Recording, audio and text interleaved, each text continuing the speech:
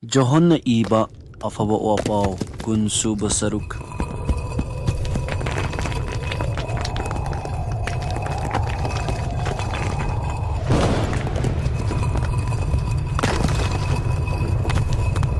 Chayolgi ahanba numitta ayuk nganna mamlingaida Magdalene Marina mongphamda chatkibada mongphamdagi nungdu lauthokkiba urami. Maram aduna mahangna Simon Peter amasung Jisuna nungsiba atopa sebok adugi maphamda chenkiduna makoida hai. Makoina Prabhubu mongphamdagi puthokre. Makoina kadaida thambano aikoina khangde. Maram aduna Peter amasung sebok aduna thokkiduna mongphamda chalami.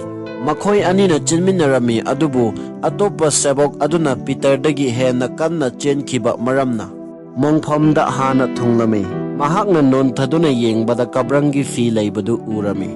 Simon Peter su mahaki tungda thungladuna mongphamdugi manungda changlami. Mahakna kabrangi fi leiribadu urami. Ibungogi kokta yalamba fidusu kabrang fiduga loina natasinduna leiba urami. Mongphamda hana yaukiba atopa sebok aduna su changsin khiduna madu urabada thajarami. Bungona asiba singi maraktagi hingat patai haiba sastragi wa adu matamdura makoina bahap tarami. Maram aduna sebok singdu mayumda hankirami.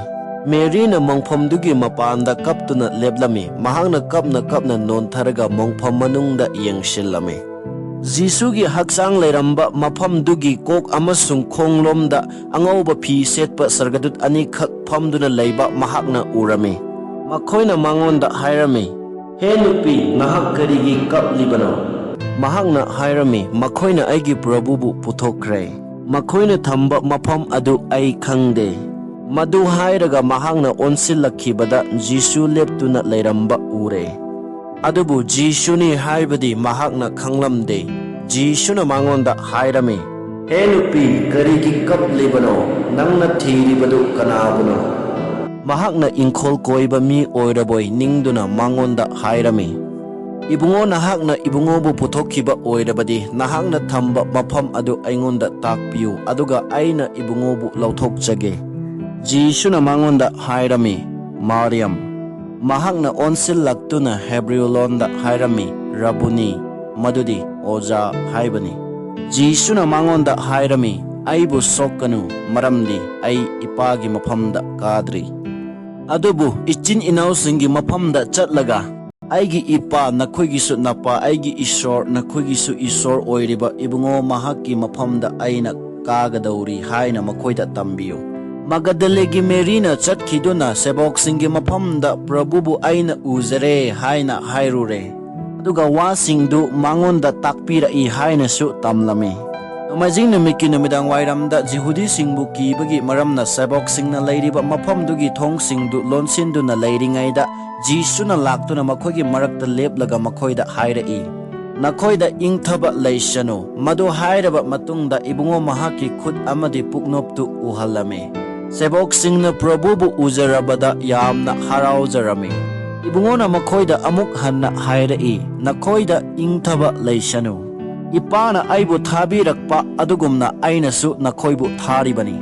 Madu haiba loiraga ibungona makhoigi masada sor kamsinbiraga makhoida hairai.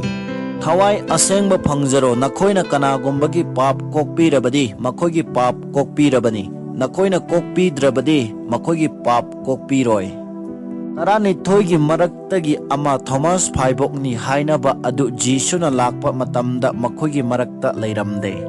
Sebok sing aduna mangonda hairami aikoina Prabhubu uzare. Mahakna hai aina ibungogi khutta yotpi thakibagi makhuldu udraba. Yotpi makhulduda aigi khudonbi thinjindraba. Aduga puknoptuda ikhutsina soktriba phawba ai khak thajaroi. Menipanigi matungda ibungogi sebok singdu imungda amuk tinarami. Thomasu makhoigi marakta yaurami. Thongsing adu lonsin kirami adubu Jisuna laktuna makhoigi marakta leplaga hairai.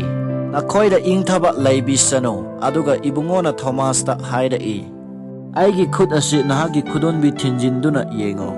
Nakhut tingthoraktuna aigi puknopta soo aduga thajadrabasu thajau. Thomasna khumlami aigi Prabhu aigi Ishor. Jisuna mangonda hairami nahangna aibu uba maramna thajabara.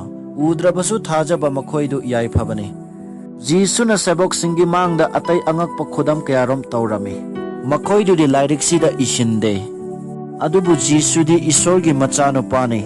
Aiba nakhoina thajanaba amasung nakhoigi thajabaduna maram oiduna ibungogi mingda nakhoina hingba phangnanaba khudingmaksing ase ibani.